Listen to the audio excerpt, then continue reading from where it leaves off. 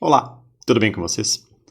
Hoje nós vamos conversar sobre bancos de dados, ou seja, locais onde armazenamos informação. Normalmente vocês vão ter essa figurinha aqui, né? Esses 3 disquinhos empilhados representando o que seria um banco de dados. Mas o que é um banco de dados? Um banco de dados não é só um local onde eu jogo informação. O objetivo de um banco de dados é organizar uma informação, seja de qual origem ela seja, uma informação biológica, uma informação demográfica, uma informação sobre onde estão, sei lá, elementos de uma coleção que você tenha, quaisquer tipos de informação de uma maneira organizada e categorizada e, muitas vezes, quando este banco de dados for relacional, de maneira relacional, ou seja, que ligue diversos elementos, ligue esse nosso conhecimento que está armazenado sobre determinado assunto ou sobre determinado evento do nosso mundo real dentro de um contexto de informática. Isso nos permite, portanto, realizar buscas organizadas nesse nosso banco e acessar essa informação de uma maneira criteriosa, mas ao mesmo tempo muito mais prática. Também nos permite armazenar essa informação num longo prazo de maneira que eu consiga retroativamente interagir com a mesma e realizar diferentes tipos de análise, ou seja, retornar e questionar aquele banco de dados com uma pergunta que até então eu não teria realizado, uma pergunta nova frente a dados antigos, certo? Então esse é o objetivo de bancos de dados em geral. Então, pensando demograficamente, por exemplo, o IBGE vai ter um banco de dados muito grande e, eventualmente, o governo nacional pode buscar esse nosso banco de dados, ou seja, acessar essa informação demográfica brasileira e conseguir propor políticas públicas. Ou melhor, retornar em algum momento em que algo não aconteceu, ou seja, compreender por que determinada política pública não foi eficiente, utilizando esse mesmo banco de dados. Então, o nosso objetivo aqui é organizar a informação. Mas para quê? Qual é o nosso intuito final? Por exemplo, se eu tenho uma informação organizada sobre determinados eventos epidemiológicos, o que eu posso fazer? Eu posso aqui comparar prospectivamente e observar se a vacinação de poliomielite foi eficiente em algum momento. Então, se nós olharmos aqui, nós veremos que nós tínhamos muitos casos que eles aconteciam aqui nos Estados Unidos especificamente de paralisia por consequência da poliomielite. Esses casos foram em grande quantidade até 1955, quando, de repente, nós tivemos o desenvolvimento da primeira vacina para a polio por Jonas Salk. E desde então, de 55 até 63, vocês conseguem perceber que ocorreu um declínio ali naquela nossa curva de pessoas, de casos reportados de paralisia por consequência da poliomielite nos Estados Unidos. Essa curva ficou reta, né? Reta ali por diversos anos, até que aqui em 1979, já mais no final, nós chegamos em um ponto onde podemos declarar os Estados Unidos um país livre de poliomielite. Por que eu consigo realizar esse tipo de análise? Porque eu tinha dados o suficientes, eu tinha dados anuais categorizados e organizados sobre os casos de paralisia nos Estados Unidos. Ou melhor, eu conseguia ainda, nesses dados de paralisia, distinguir os dados de paralisia causados por poliomielite e dados de paralisia causados por outras fontes.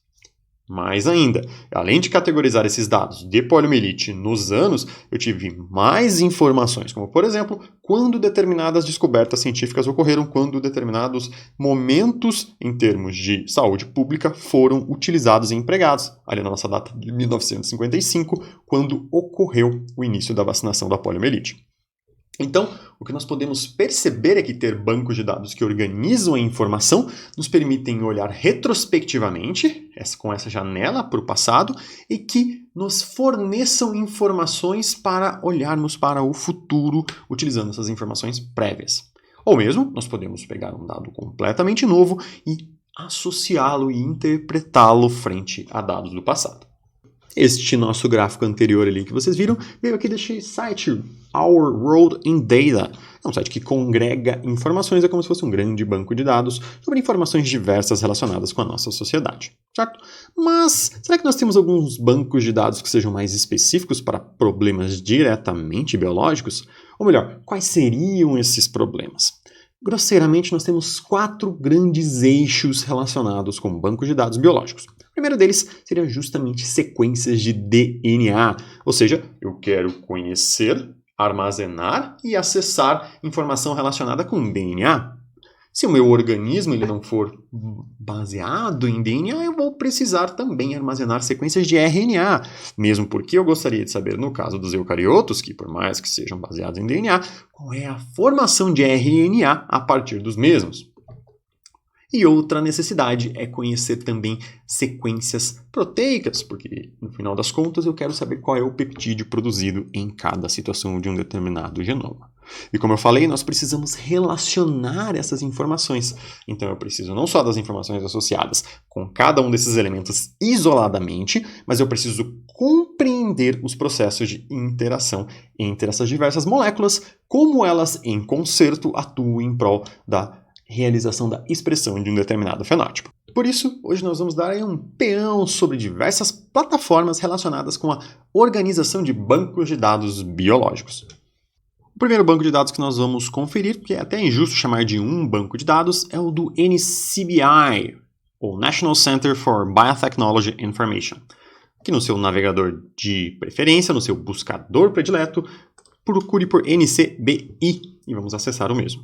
Será que o nosso primeiro resultado da busca, National Center for Biotechnology Information, podemos clicar aqui no mesmo, e teremos acesso à nossa página principal do NCBI, onde nós temos uma quantidade muito grande de ferramentas. É até injusto falar que é um banco de dados, na verdade é como se nós tivéssemos vários bancos de dados em conjunto.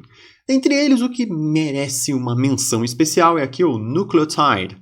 Ao clicarmos aqui no Nucleotide, nós temos um banco, um portal de acesso para várias informações, principalmente aqui oriundas do GenBank, onde nós podemos realizar o depósito de sequências diversas, do HEFSEC, onde nós temos sequências referência de genomas depositadas e de outros bancos em conjunto.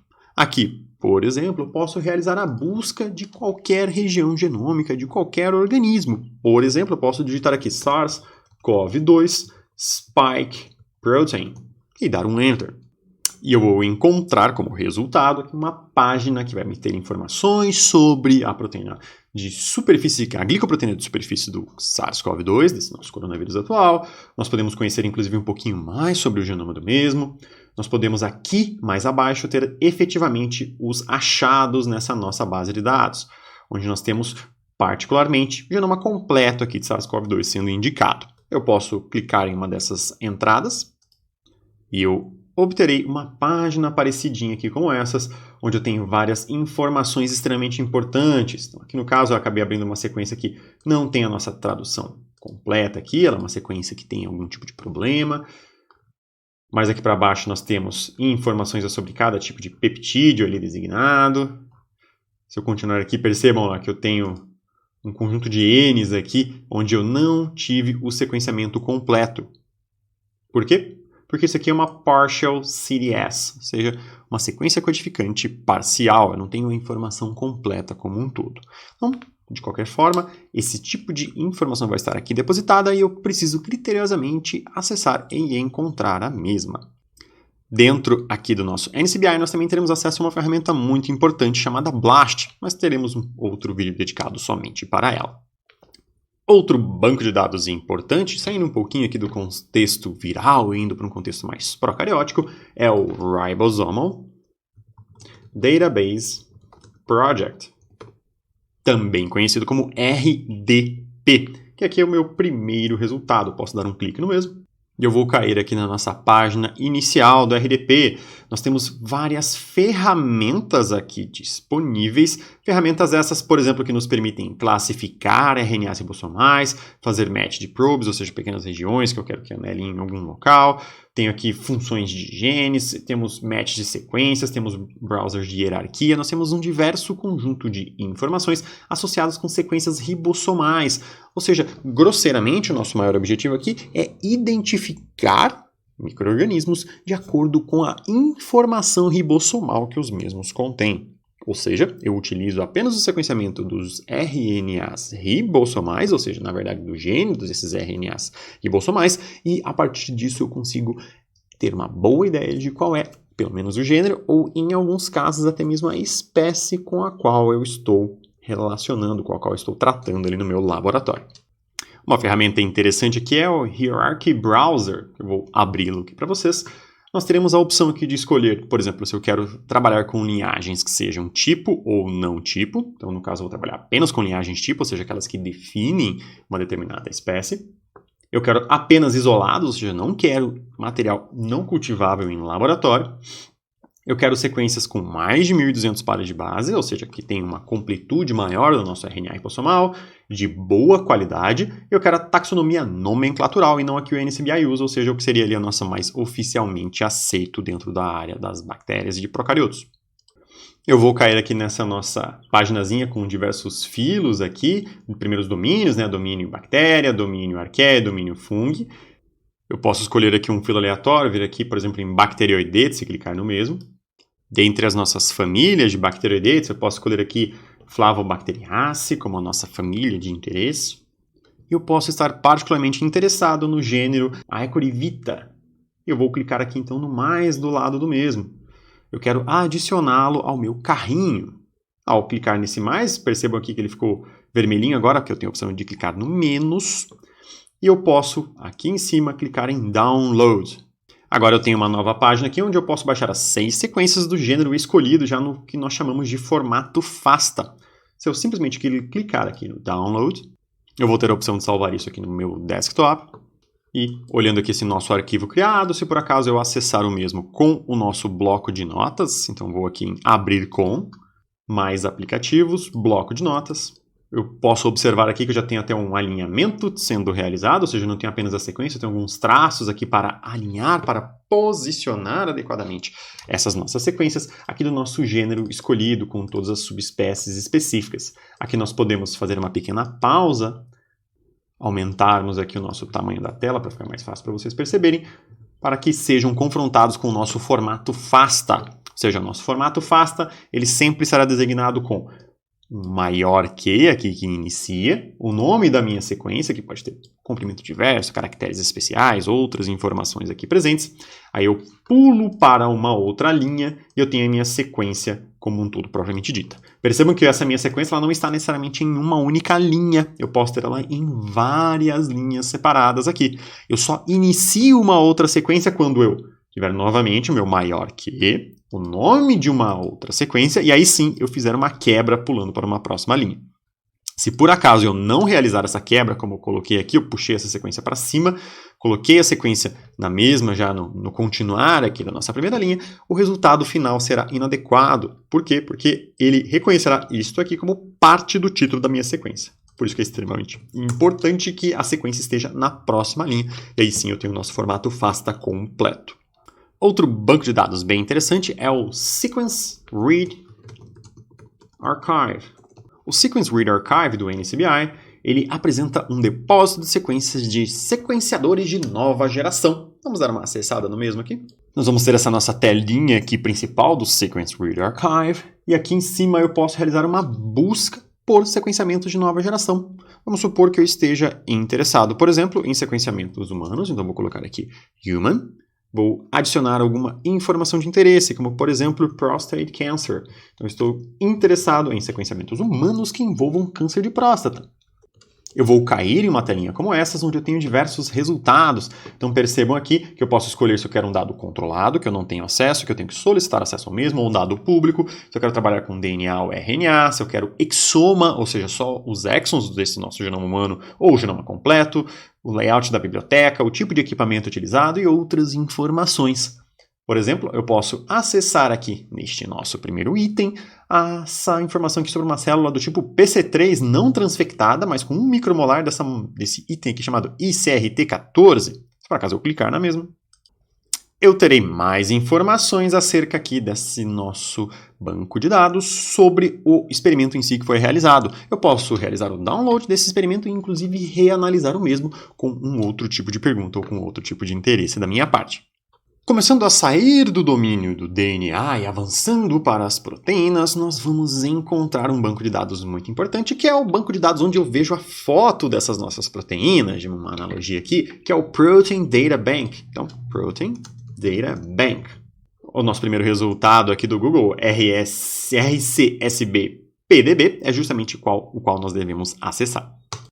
Esse nosso banco de dados ele congrega informação biológica, associado com informação de sequência de proteína, mas também sequência de informações relacionadas com a estrutura de uma determinada molécula. Ou seja, eu saí lá da minha informação da sequência primária, onde eu tinha apenas ali a sequência de aminoácidos dessa nossa proteína, e agora eu atingi a nossa informação estrutural acerca da mesma. Eu tenho agora não só a estrutura secundária, com alfa-hélices e outros elementos, mas também a informação terciária, com dobramentos mais complexos dessa nossa proteína. Eu posso, por exemplo, aqui estar interessado em coronavírus. Poderia acessar diretamente esse portal de coronavírus aqui do nosso PDB, ou digitar aqui em cima, por exemplo, Spike Protein SARS-CoV-2. Essa será a página aqui de resultados. Nós temos algumas informações, por exemplo, qual foi o tipo de técnica utilizada, que foi microscopia eletrônica, e eu posso clicar aqui do lado em 3D View. Nessa nossa ferramenta chamada 3D View, eu teria aqui informações de sequência, e eu teria aqui a foto dessa nossa proteína tridimensional. Então não é nenhuma foto, é um modelo gerado a partir da técnica, no caso aqui de criomicroscopia eletrônica, onde eu posso rotacionar essa nossa molécula. Se eu vier com o mouse aqui em cima, percebam que eu consigo rotacionar a mesma e compreender as interações intramoleculares aqui e intermoleculares, se por acaso eu só tiver apenas uma única molécula presente. Eu posso selecionar aqui clicando num determinado resíduo e eu consigo ver melhor o posicionamento dele. Percebam aqui que eu tenho os átomos próximos e relacionados e a partir disso compreender, por exemplo, se eu tiver duas moléculas, como essa molécula interage com outra, se eu tiver uma mesma molécula, como que esse dobramento pode ser compreendido e melhor ser utilizado com algum objetivo, seja ele biotecnológico ou de interesse para a saúde humana. Outro banco de dados importante dentro do contexto de proteínas é o ProCyte. PROSTE. Ele é justamente aqui o ExpaZ ProCyte, o primeiro resultado aqui da nossa busca. E é uma base de dados onde eu posso buscar domínios de proteínas, famílias e sítios funcionais. Um exemplo aqui que eu posso realizar é fazer uma busca por DNA polimerase, ou seja, eu tenho aqui domínios relacionados com polimerização de DNA. Lembrem sempre aqui do Y, porque a gente está falando numa base de dados em inglês. Eu posso clicar aqui no Search. Nós teremos aqui várias entradas documentadas, como vocês podem perceber, entre elas aqui DNA Mismatch Repair, DNA polimerase família A, família B, família X. Eu vou acessar aqui a da nossa família A. E nela aqui nós temos diversos tipos de DNA polimerases catalogadas, nós temos aqui a informação sobre o EC dessa nossa enzima, nós temos aqui embaixo alguma informação de consenso, ou seja, o que eu espero, sequências de aminoácidos ali presentes, quais são a ordenação das mesmas, o que define um domínio de DNA polimerase. E aqui embaixo outras informações. Nós podemos baixar diretamente alinhamentos aqui de diversas DNA polimerases para compararmos as suas sequências. Nós podemos ter o logo desse nosso alinhamento, que eu já vou demonstrar o que é, a distribuição taxonômica, ou seja, que tipos de espécies têm elas, ou procurar na Uniprot ou no Swissprot, que são outras bases de dados de proteínas, quais proteínas contêm este determinado domínio. Vamos dar aqui uma olhada no Sequence Logo. Essa aqui é a nossa carinha do Sequence Logo. Percebam que nós temos quanto maior essa letra que representa um aminoácido, significa que nessa posição 1 aqui desse nosso domínio, ou melhor, do alinhamento do nosso domínio das DNA polimerases, eu tenho este aminoácido em maior frequência. Se eu pegar a posição 2, percebam que por mais que este aminoácido seja o mais comum, ainda assim nós já temos uma disputa aqui entre diversos outros aminoácidos que também aparecem. Então nós conseguimos ver que na posição 1 nós temos uma condição muito bem estabelecida, na posição 5 também, na posição 10 praticamente, na posição 13, na posição 14, na posição 20. A posição 16 já é meio ambígua e as outras posições acabam variando mais. Então eu consigo encontrar motivos biológicos dentro de um determinado domínio. Se eu falei com vocês aqui de domínios proteicos, como os observados no ProCyte, eu posso também procurar por famílias proteicas. Então vamos procurar pelo PIFAM. O PIFAM é essa base de dados que aqui aparece, nós devemos acessar a mesma. E aqui nós teremos acesso a famílias proteicas, ou seja, um conjunto de proteínas que apresentam os mesmos domínios e que têm uma função biológica similar. Nós podemos buscar aqui por uma sequência, ou seja, eu colo a minha sequência aqui e observo em que família que essa minha proteína ela se encaixa. Será que ela está depositada no PIFAM aqui? Posso buscar por ela. Posso colocar o código de acesso do PIFAM. Posso procurar, por exemplo, aqui por uma palavra-chave. Então eu posso colocar na minha palavra-chave aqui polimerase. Vamos colocar o DNA aqui também, nessa mesma leva anterior, e clicar aqui no Go. Ao clicarmos aqui no nosso PF00136 ou em algum outro resultado que tenha nos interessado mais do que a DNA polimerase família B, nós teremos uma nova abinha aqui, uma nova janela aparecendo, na qual o verbete da Wikipédia estará aqui disponível. Mas além desse verbete da Wikipédia, que tem várias informações sobre a nossa proteína, eu posso observar a organização em domínios. Então nós vamos ver que 1524 sequências de DNA polimerases aqui da família B, ela tem um domínio exonuclease seguido de um domínio polimerase.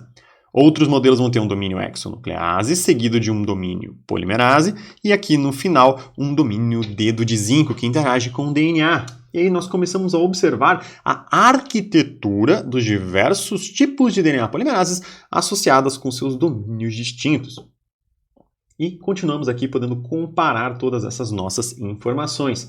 Nós temos aqui um catálogo de acessos a cada uma delas para nós observarmos esses tipos de sequências representantes das nossas arquiteturas. Se por acaso eu pular aqui para o Alignments, eu conseguiria fazer um download de um grande conjunto aqui ao clicar em Generates, fazendo essas nossas seleções de sequências de DNA polimerases. Outra possibilidade seria acessarmos aqui o Hidden Markov Model Logo, que é basicamente a mesma ideia do nosso logo, mas não pelo domínio, e sim agora pela DNA polimerase como um todo. Então, se nós formos aqui dando um scan aqui nessa nossa região, nós vemos o quê? Que existem regiões, por exemplo, essa é uma região que eu tenho um grau de conservação, essa aqui é outra região que eu tenho também uma informação conservada, ou seja, ela é importante funcionalmente, porque eu não tolero muitos aminoácidos diferentes. Tenho outra região aqui, então eu consigo encontrar quais pontos da proteína são mais importantes para a função dela e quais pontos que não sejam importantes, mas eles não têm uma importância tão grande no sentido de variação da informação ali armazenada. No Trees aqui eu também posso encontrar as diferenças entre essas diversas DNA polimerases de espécies distintas e observar quais delas apresentam uma similaridade ali maior através dessa nossa árvore filogenética dessa família proteica que pode ou não representar a história evolutiva também dos organismos. Agora que nós já temos informação sobre a nossa sequência de ácidos nucleicos e também sobre a nossa proteína, nós podemos acessar uma base de dados que vai começar a integrar funcionalmente essas nossas moléculas. Então, eu vou acessar o KEGG, K-E-G-G. É justamente aqui a segunda opção, porque o primeiro é um anúncio de uma empresa de biotecnologia, então nós temos aqui o KEGG, Kyoto Encyclopedia of Genes and Genomes. Essa aqui é a nossa página inicial do KEGG e eu tenho algumas formas de buscar a mesma. Eu posso procurar um pathway, eu posso procurar módulos dentro do KEGG, eu posso procurar genomas, eu posso procurar genes, ou seja, eu posso ver todas as vias metabólicas de um determinado genoma integradas. Vamos acessar essa opção inicialmente. Aqui nessa nossa página, eu posso, por exemplo, escolher aqui dentre protistas, ou seja, eu venho aqui em bactérias, e dentre as nossas opções, eu escolherei a Escherichia coli K12DH10B. Se aqui em cima eu clicar em Pathway Map, eu terei uma visão geral de todo o metabolismo desse nosso organismo. Então, por exemplo, aqui eu posso dar uma busca aqui e encontrar só informações relacionadas com a biossíntese de novo biocina dentro desse nosso organismo. Se eu clicar aqui, eu vou ter essa minha telinha geral aqui do KEGG, que ela acaba se repetindo em diversas situações, onde eu tenho aqui as nossas informações enzimáticas, de onde eu vim, ou seja, uma outra rota de biossíntese, o tipo de substrato que nós temos. Aqui, cada uma dessas bolinhas é uma entidade biológica no sentido de um substrato ou um produto de uma reação enzimática. E aqui nos nossos quadradinhos nós temos os produtos de determinados genes. Então nós percebemos aqui, quando eu tenho uma caixinha verde como essa, eu tenho aquele gene, eu tenho aquela função biológica no organismo que eu estou selecionado. Se a minha caixinha está aqui branca, ou seja, sem estar preenchida, eu não tenho essa função. Logo, nós podemos perceber aqui que eu não consigo chegar em novo biocina dentro de Escherichia coli. Por quê? Porque eu tenho apenas essas funções enzimáticas aqui do início, aqui do começo. Se por acaso eu clico e não consigo, consequentemente, passar aqui da tirosina ou do prefenato e chegar lá no nosso final dessa via, na nova biocina. Logo, eu não consigo realizar essa produção desta molécula utilizando Escherichia coli DH10B. Se por acaso eu clicar aqui em cima dessa nossa informação, eu tenho um panorama bem geral sobre a nossa molécula, vendo quais são os pathways que ela se encaixa, ou seja, essa atividade enzimática que eu estou ali observando, onde ela fica presente no metabolismo celular. Se eu descer aqui embaixo, eu tenho outras informações sobre essa nossa atividade enzimática, eu tenho aqui a nossa sequência primária dela, a nossa informação de aminoácidos, a nossa sequência de nucleotídeos aqui presente. Ou seja, eu congrego uma grande quantidade de informação, inclusive até links para outras bases de dados as quais já conhecemos, como, por exemplo, o Protein Data Bank, ou seja, eu consigo visualizar a informação estrutural acerca da mesma. Então, o Kaggle nos permite esse tipo de análise. Se eu voltar aqui na nossa página inicial, eu posso também, por exemplo, escrever uma determinada molécula. Por exemplo, estou interessado em glutamina. Vou colocar aqui glutamine e dar um search. Eu terei uma lista de entidades biológicas relacionadas com a glutamina. Então, eu posso procurar aqui genes relacionados com a glutamina. Eu tenho a glutamina N-acetiltransferase, a glutamina sintase, a glutamina frutose 6-fosfato transaminase e outras enzimas aqui relacionadas. Ou então, eu posso procurar um pathway relacionado com o metabolismo de glutamina e glutamato. Vamos acessar este primeiro aqui. Eu teria uma informação acerca desse nosso pathway, onde eu posso visualizar ele propriamente dito, clicando em Map 00471, ou aqui embaixo eu posso ver pathways relacionados, ou seja, entradas e saídas que se conectam nesse nosso pathway para justamente entregar a nossa molécula biológica. Se eu clicar aqui no nosso map de glutamina e glutamato especificamente, quando eu abro aqui, a primeira diferença que vocês vão perceber é justamente que nós não temos as corzinhas, nós não temos itens verdes, porque eu não selecionei um genoma para observar o pathway de glutamina e glutamato. Mas nós temos as nossas moléculas representadas por bolinhas e os passos enzimáticos aqui relacionados com cada uma das conversões. E esse pathway interativo eu poderia clicar aqui, por exemplo, em qualquer um desses e avaliar quais são os genes relacionados e buscar também quais deles estão em quais organismos. A última base de dados que nós vamos conversar aqui seria a StringDB. Seria essa nossa base de dados que eu vou realizar uma busca agora. É justamente o primeiro resultado aqui do nosso buscador. E agora eu aumento a complexidade. Eu já conheço a sequência, eu já conheço como essa proteína se dobra no espaço, eu já sei a função bioquímica que ela executa. Agora eu quero saber com quem ela interage, como que biologicamente ela se comporta no fluxo de informação. Ela recebe uma modificação pós-traducional? Ela não recebe? Ela é alterada de alguma forma ou não é alterada de nenhuma forma por outras proteínas? E justamente a StringDB, ela tenta reorganizar essa informação de uma maneira de mais fácil acesso. Aqui nós temos uma informação de entrada inicial, que eu posso clicar em Search. E tenho a opção de buscar por sequência, buscar por múltiplas proteínas, buscar por múltiplas sequências, buscar por organismos, buscar por cluster de ortólogos, ou seja, grupos de proteínas que sejam ortólogas entre si em diversos organismos. E posso simplesmente aqui colocar o nome de uma determinada proteína. Vou usar aqui um exemplo dessa nossa base de dados, que é procurar a proteína TRPA de Escherichia coli. Eu clico e dou um Search. E essa aqui é a nossa carinha do resultado. Então eu tenho TRPA aqui no meio, vejo que eu posso arrastá-la aqui para entender, e linhas de interação. Ou seja, eu tenho TRPA, que ela faz alguma coisa com TDCB, alguma coisa com PSSSA, alguma coisa com GLIA. E para entender isso, nós temos aqui interações em linhas azuis, são de base de dados curadas, interações rosas são determinadas experimentalmente, ou seja, alguém validou essa interação em laboratório. Se nós temos interações verdes, nós temos genes próximos, ou seja, esses genes eles estão próximos no genoma, então pode ser que eles tenham algum tipo de interação regulatória. Se tem uma linha vermelha, eu eventualmente tenho fusão entre esses dois genes em alguma espécie. Se eu tenho uma linha azul, mostra que sempre que eu tenho o primeiro gene, o outro também ocorre no genoma das espécies. E outras informações aqui, como amarelo, eu tenho text mining, ou seja, eu tenho palavras-chave associadas com publicações científicas que apresentam uma determinada relação entre essas duas proteínas. Se eu tenho preto, é porque eu tenho coexpressão entre elas. Quando uma está expressa, a outra também está expressa.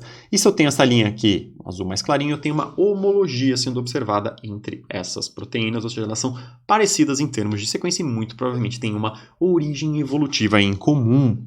Aqui nós podemos observar que, além dessa visualização gráfica, eu tenho esses pontinhos aqui indicando a nossa relação entre TRPA e cada uma dessas outras moléculas aqui embaixo. Eu posso acessar todas essas informações, acessar essas moléculas que aqui interagem e compreender o contexto funcional aqui dessa nossa proteína dentro dos genomas e comparando esses genomas dentro de diferentes espécies. Bem, essas eram as bases de dados biológicas que eu gostaria de apresentar para vocês hoje. Até mais e bons estudos!